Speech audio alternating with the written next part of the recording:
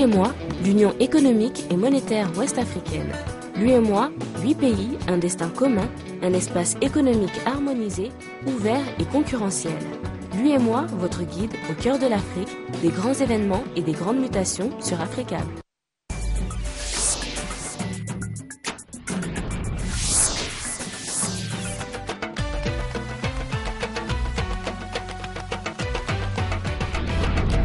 C'est une fois encore un plaisir de vous retrouver pour le rendez-vous de l'information sur Africable. Voici les titres de cette édition.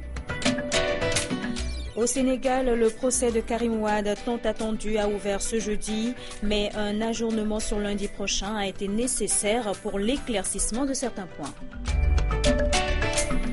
Congo-Brazzaville, Marcel Ntoura a comparu une fois encore ce jeudi. Il a tenu à défendre sa cause devant les tribunaux. Les détails, ça sera dans le développement de cette édition. Et la 54e édition de la Coupe du Mali, c'était aujourd'hui chez les messieurs. Elle a vu la victoire des 11 créateurs de Bamako sur le Djoliba AC sur un score de 1-0. Mesdames, Messieurs, bonsoir et bienvenue. Les activités sont au ralenti au Sénégal, au palais de justice de Dakar particulièrement. Casier judiciaire, papier de mariage, certificat de nationalité, entre autres, causent un véritable problème aux personnes qui ont besoin de ces documents. Bien qu'elles ne soient pas nombreuses, elles ont du mal à avoir accès à la cour du tribunal. La raison, c'est le procès de Karim Wade qui bloque la plupart des activités dans cet établissement. Suivez donc le reportage de Mariam Benguefa et Souleymane Anne. Palais de justice de Dakar. Le palais de justice de Dakar où se tient aujourd'hui le procès de Karim Wade a inondé de monde ce matin. Difficile de traverser les grilles de cette institution à cause du dispositif sécuritaire mis en place. Même si une forte mobilisation des militants du Parti démocratique sénégalais a été constatée pour soutenir le fils de l'ancien président du Sénégal, il y a parmi cette foule des gens qui sont venus pour d'autres raisons. C'était toujours pour un problème d'audience, pour une demande de réenrôlement. Hein. Mais c'est difficile ici, quand on rentre, on ne sort pas, quand on sort, on ne rentre pas. Non, nullement, pas au procès, ça ne m'intéresse nullement. Je suis venu tout juste pour mon problème, quoi. Ah, absolument rien. Je serais dans l'obligation de retourner pour une prochaine fois. Venue de Saint-Louis, cette bonne dame n'arrive même pas à comprendre cette situation. Elle sillonne toutes les rues pour essayer d'être en contact avec quelqu'un qui peut l'orienter pour régler son problème. J'étais venue ici pour récupérer mon portable. On avait mardi dernier une audience. C'est le neveu de mon mari qui avait des problèmes. Et au cours de l'audience, mon téléphone avait sonné. On l'avait récupéré et aujourd'hui j'étais venue le reprendre. Mais c'est très difficile d'accéder à la salle. J'ai essayé devant toutes les portes, mais on ne nous laisse pas entrer.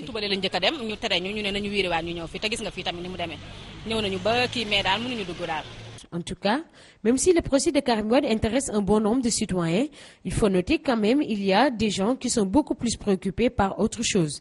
Ils demandent aux autorités du tribunal de bien veiller à leurs besoins en cas d'audience. Actualité oblige, nous restons toujours au Sénégal. Il était appelé à comparaître devant la justice pour enrichissement illicite.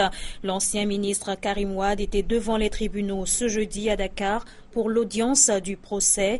Selon le docteur Malik Dieng, le Sénégal ne gagne rien à garder Karim en prison. L'urgence est ailleurs. Nous savons que le procès ne peut pas se passer dans des conditions qui donnent maintenant la prévalence à l'équitabilité parce que vous savez, dès le début, le procès a été faussé. Les méthodes d'investigation ont été faussées. Il y a eu une justice à deux vitesses qui ont constitué quand même que jusqu'à présent, quand même, il n'y a eu rien de positif pour notre frère Karim Wade. Il n'y a aucune preuve. On est parti de 4 000 milliards. Aujourd'hui, on est à 117 milliards. Et toutes les organisations internationales, que ce soit des droits de l'homme, que ce soit International Libéral ou que ce soit le réseau libéral africain, ils ont fermement condamné l'État du Sénégal pour lui dire de libérer M. Karim Wade. L'urgence est ailleurs, l'urgence est de satisfaire la demande sociale, l'urgence est de replacer notre pays sur les rames du progrès. Donc aujourd'hui, détenir Karim Wade, ça ne nous mène nulle part. Vous venez donc d'écouter Dr Malik Dieng au micro de Mariam Benguefaye et de Souleymane Anne. Et toujours par rapport à ce procès qui a démarré ce jeudi à Dakar, la participation était importante. 77 témoins et une trentaine d'avocats. Il faut dire que c'était un procès qui était très attendu par les populations sénégalaises. Et pour rappel, le fils de l'ancien président Abdoulaye Wade est accusé d'avoir acquis de manière illicite une fortune estimée à près de 117 milliards de francs CFA. Mariam Benguefaye, Souleymane Anne. En détention depuis des mois pour abus des biens sociaux et détournement des deniers publics, le procès de l'ancien ministre des Infrastructures, de l'Énergie, du Transport aérien et de la coopération décentralisée a démarré ce matin. Il sera jugé dans le cadre de la traque aux biens mal acquis. Un procès jugé politique par certaines personnes. C'est un procès politique. Parce que Karim Wade, il a été ministre. Quand il doit être jugé par la haute cour de justice. C'est clair. Pourquoi la cour de répression? Une exception. Mais tout ce qui a été reproché à Karim, c'est par rapport à l'exercice de ses fonctions. Il est ministre. Il n'a qu'à être jugé par la cour de répression. Nous, on n'est pas contre qu'on le juge pour qu'il y ait une clarification par rapport aux malversations. Mais qu'on le fasse dans les règles d'art, c'est tout. Après plusieurs mois de préparation et d'enquête, l'heure de vérité est maintenant arrivée. Prévue ce jour au tribunal hors classe de Dakar, cette audience est partie pour battre le record des personnes ou de personnalités qui vont être un témoin de l'histoire. Abdoulaye Wade, il était ici le président de la République. Il avait nommé 6 premiers ministres. Il avait plus de 100 ministres. Mais seul Karim Wade est actuellement en prison. Parmi les ministres, je ne dis pas les directeurs de société, mais parmi les ministres, seul Karim Wade est actuellement en prison. Ça, c'est vraiment louche. Sérieusement, si nous voulons avancer sur le plan démocratique, il y a de ces choses dont nous devons nous en séparer. Surtout les juridictions d'exception. Ça ne doit pas exister dans un pays démocratique. Vraiment. Et puis on vous accuse, on vous dit que venez montrer est-ce que ça vous appartient. Ça dire, bon, vraiment.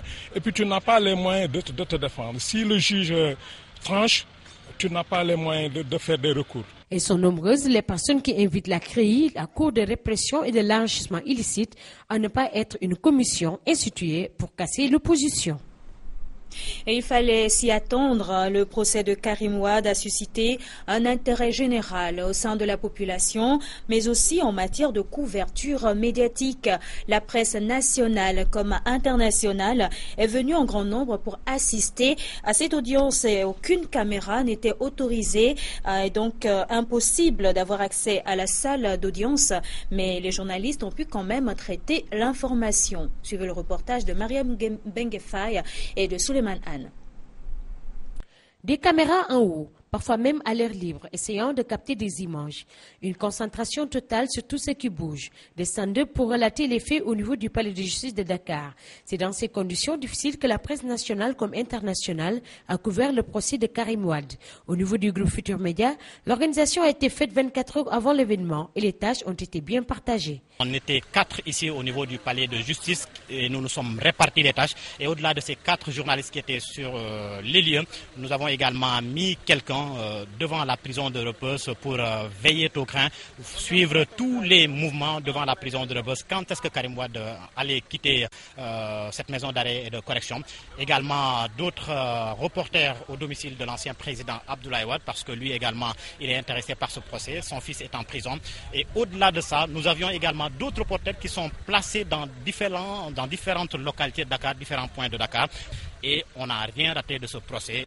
S'il y a des journalistes qui ont pu faire normalement le travail, d'autres par contre se plaignent du dispositif sécuritaire qui leur empêchait d'accéder à la salle d'audience. On ne nous a pas laissé faire les photos. C'est ça qui doit me permettre à moi de gagner de l'argent, de couvrir. Je n'ai pas pu faire les photos. On ne peut pas rentrer à l'intérieur. Donc je ne comprends pas la stratégie de la communication. Donc pour le moment on est là, on continue de chasser. Cet événement d'une importance capitale intéresse également la presse internationale. Karim Wade, c'est le fils d'un ancien président. Son procès, ça intéresse tout le monde. Parce que c'est quand même une personne importante. Il a servi son pays et aujourd'hui il est accusé. On ne sait pas si il est coupable ou pas. Donc tout le monde veut savoir. Et ce procès a dû être suspendu en raison de l'absence d'Abdul Khalil Bourgui qui devait comparaître aussi dans ce procès. Et le procès donc est renvoyé à lundi. Certains points doivent être tirés au clair. Congo-Brazzaville, justice toujours. Le procès de Marcel Ntchourou se poursuit. L'ancien numéro 2 des services de sécurité était encore à la barre hier et aujourd'hui. Et au cours de son audition, il a montré sa détermination à défendre sa cause devant la cour. Suivez le reportage de notre correspondant Alain Chongou. Accusé de rébellion, atteinte à la sûreté intérieure de l'État, détention illégale d'armes et munitions de guerre, assassinat, l'homme, sur un ton jugé martial par le président du tribunal, a rejeté toutes ces accusations. Pour l'ex numéro 2 du Conseil national de sécurité, l'opération du 16 décembre 2013 serait un complot qui visait son élimination et celle de sa famille. Argument rejeté par les procureurs de la République pour qui le 16 décembre 2013 ce fut une simple opération de police. Pour le parquet général, tous les éléments rassemblés lors des enquêtes et des différents interrogatoires des accusés confirmeraient que Marcel Ntchourou préparait bien un coup.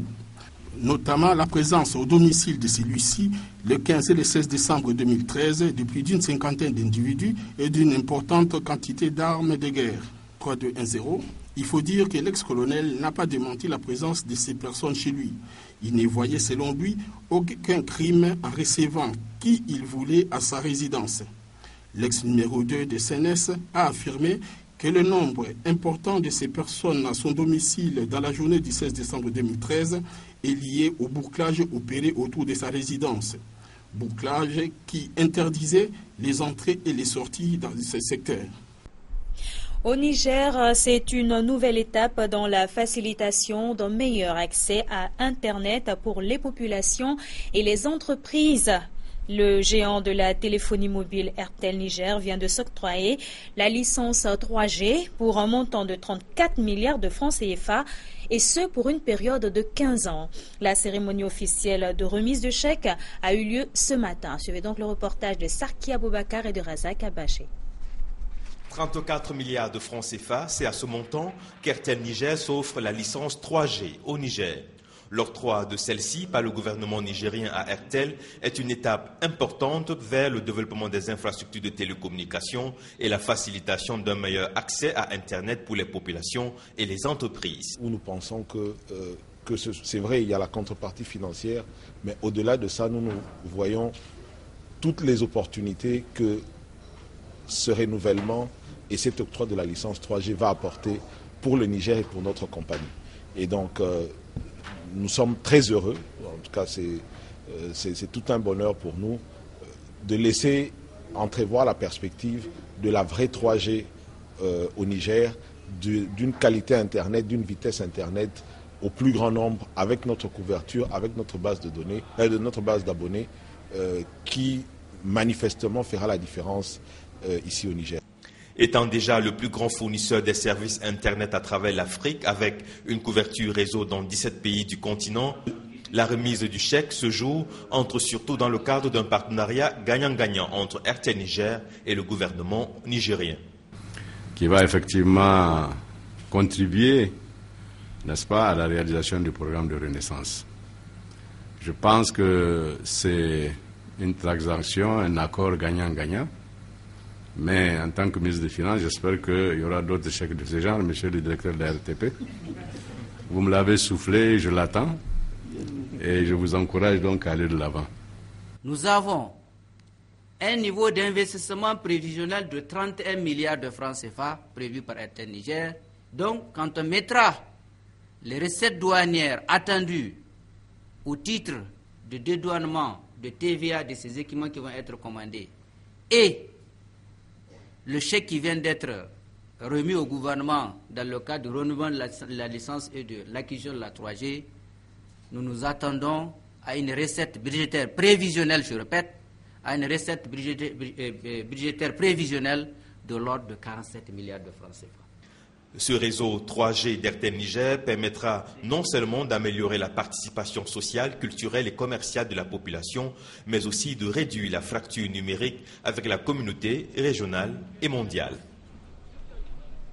Hors du continent africain, à présent, les combats se font de plus en plus violents à Tripoli, en Libye, et plusieurs pays ont commencé le rapatriement de leurs ressortissants. C'est en pleine nuit que la marine française a procédé à l'évacuation de ces ressortissants. Ils étaient environ 47 personnes, dont 30 Français. Nous revenons au Mali. Une cérémonie de sortie de 3 formations de stage de différents ordres a eu lieu ce matin dans l'enceinte des écoles de la gendarmerie à Faladier.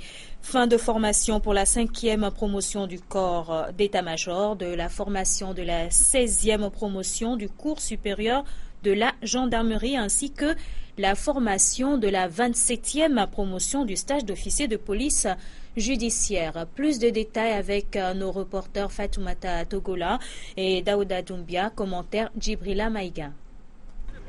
L'éclat de cette cérémonie était consacré à la fin de 3 formations au sein des écoles de la gendarmerie, à savoir la formation de la 5e promotion du cours d'état-major, la formation de la 16e promotion du cours supérieur de la gendarmerie, ainsi que la formation de la 27e promotion du stage d'officier de police judiciaire. C'est ainsi que 29 officiers et 52 sous-officiers, parmi lesquels des étrangers venant du Bénin, du Niger, du Sénégal et du Togo, regagneront leurs unités et leurs pays respectifs après avoir acquis de nouvelles connaissances. Nous sommes aujourd'hui confrontés à de nouvelles formes de criminalité et il faudrait que les gendarmes soient bien outillés pour comprendre ces formes de criminalité et pour pouvoir lutter contre ces formes de criminalité. Nous sommes aussi confrontés, que cela soit au nord ou au sud, souvent à des problèmes tout simples où les gens ne se sentent pas confortables avec les forces de sécurité. Donc nous formons aussi nos éléments pour qu'en utilisant les principes d'éthique, ils comprennent les besoins de nos populations, qu'ils comprennent que nous sommes là pas pour faire peur aux gens, mais pour être à leur côté et pour tous les jours, pour que les gens qui ne font pas du bien, les malfrats, les bandits, ne soient pas victimes de ces gens-là. La sortie de ces 3 formations de différents ordres dénote du besoin de la gendarmerie à assurer une remise à niveau continuelle de son personnel. On a commencé la formation le 1er octobre 2013 et ça a pris fin le 31 juillet 2014. Donc 10 mois de formation. On a appris le nécessaire. Tout ce que j'ai appris, je mettrai ça au service de la gendarmerie nationale togolaise. Comme toute formation, maintenant les femmes peuvent faire tout ce que les hommes peuvent faire. Donc je suis très contente de cette formation. Le cours supérieur de gendarmerie s'adresse à des officiers subalternes et se fixe comme objectif la remise à niveau au plan des connaissances professionnelles, l'amélioration des capacités de réflexion et de décision et l'élargissement du niveau de culture générale dans les domaines en rapport avec les attributions d'un officier de gendarmerie. Donc, juste pour dire que c'est toute ma fierté, au sortir de cette caserne, nous sommes outillés à assumer les fonctions de commandant de compagnie et commandant d'escadron. Et là, nous serons en face de la troupe et la majeure partie de la troupe pour commander, donner des ordres précis et clairs, que ce soit dans les missions tactiques et dans les missions de défense civile. Après la remise des diplômes par les officiels, des démonstrations du centre de cynophiles et de pelotons d'intervention de la gendarmerie ont suivi pour montrer les compétences des unités à accomplir des missions, même dans des contextes sécuritaires complexes. Il convient d'ajouter que l'un des points d'orgue de cette cérémonie aura été le défilé des troupes. Mali toujours en marge de la 54e édition de la Coupe du Mali de football. Le président de la République, Ibrahim Boubacar Keïta, a offert un dîner de gala aux anciennes gloires sportives du pays. Occasion donc pour le chef de l'État de procéder au lancement officiel du fonds de soutien aux anciennes gloires sportives. Suivez donc le reportage d'Aminata Mariko et de Cheikh Tidiane Koulibaly. Faute de moyens, certains sportifs se retrouvent dans des situations de précarité sociale et économique. Ainsi, la création de ce fonds de sécurité sociale comme signe de reconnaissance envers ceux qui ont rendu service à la nation dans le domaine sportif est accueillie comme un espoir pour ces femmes et hommes qui voient en ce geste l'amélioration de leurs conditions. Ce soir, nous les célébrons pour que leur exemple serve de repère aux jeunes. La mise en place d'un fonds de soutien au profit des anciennes gloires du sport malien est d'autant plus nécessaire que bien souvent, ils se retrouvent après une vie sportive bien remplie dans des conditions de précarité sociale et économique. Il s'agit maintenant de redonner la vie aux anciennes gloires un geste nécessaire selon le département de tutelle. En plus de ce fonds, le ministère des Sports envisage d'autres grands chantiers pour le monde sportif, entre autres. Le premier concerne l'élaboration d'une politique nationale de développement et de promotion du sport. Le second porte sur la création d'une agence nationale pour le développement des sports et d'un fonds pour le financement du sport. Le troisième chantier, relatif à la professionnalisation des clubs pour une meilleure prise en charge des sportifs. Pour le président de la République, aux grands hommes, la patrie reconnaissante. Comment oublier les moments d'intense émotion que ces hommes et ces femmes nous ont fait vivre. Beaucoup parlent de Yaoundé 72. C'est les gloires du Mali que nous célébrons ce soir. Et Monsieur le Premier ministre, nous souhaiterons qu'il en soit ainsi dans tous les domaines d'activité.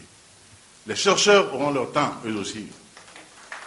Nous en avons de fabuleux dans ce pays. Il est bon, il est sain qu'à un temps donné, à un moment donné, la patrie se souvienne de ceux qui l'ont faite dans la gloire. Les anciennes gloires expriment leur joie et leur satisfaction. Parce que beaucoup de gens vont dormir ce soir, parce qu'ils ont vu que le gouvernement et le président de la République pensent à eux. Cela est réconfortant, cela est encourageant, notamment pour la jeune génération. Et des années après, les gens se souviennent de vous. Surtout, ce sont les responsables du pays qui pensent et qui reconnaissent que vous avez fait quelque chose de bien dans votre jeunesse. Naturellement, cela fait du bien. Ce projet, je l'avais conçu, mais dès mon départ de la jeunesse, ce projet est resté dans les tiroirs. Et je suis très heureux que le président Ibeka réveille ce projet avec beaucoup d'honneur et de fierté. Je suis très très satisfait parce que j'ai vu beaucoup d'anciens joueurs, de gloire, qui sont sur pied, qui tiennent bon encore. Et ça, c'est une vaccination pour eux. Et je suis très content pour eux. Cette soirée agrémentée par les notes musicales de l'ensemble instrumental a pris fin sur la poignée de main du chef de l'État aux gloires, ainsi que par un dîner. La 54e édition de la Coupe du Mali chez les messieurs a vu la victoire des 11 créateurs de Bamako sur le Djoliba AC sur un score de 1-0. Auparavant, chez les dames, l'AS Mandé avait pris le dessus sur l'AS Real de Bamako sur un score de 6-2. Présent au stade, le président de la République s'est exprimé à l'issue des rencontres. Écoutons-le. J'ai assisté à une belle fête du football et à voir les gradins aussi bien remplis, on peut penser que le football malien a de beaux jours devant lui. Et Inch'Allah, chaque fois que de besoin, nous serons de la fête.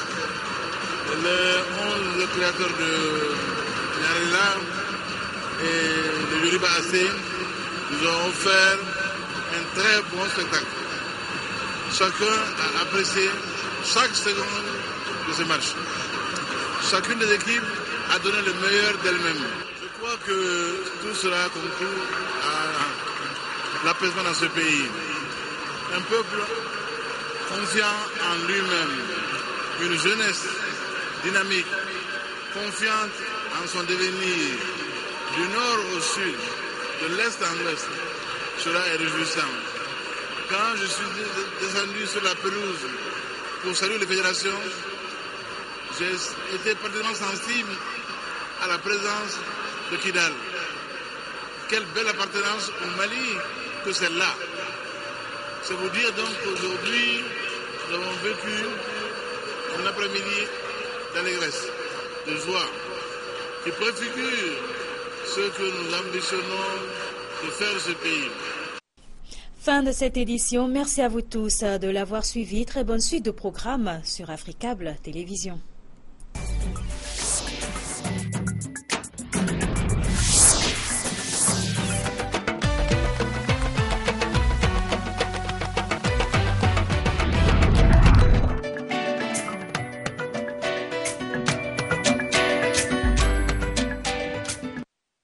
L'UEMOA, l'Union économique et monétaire ouest-africaine.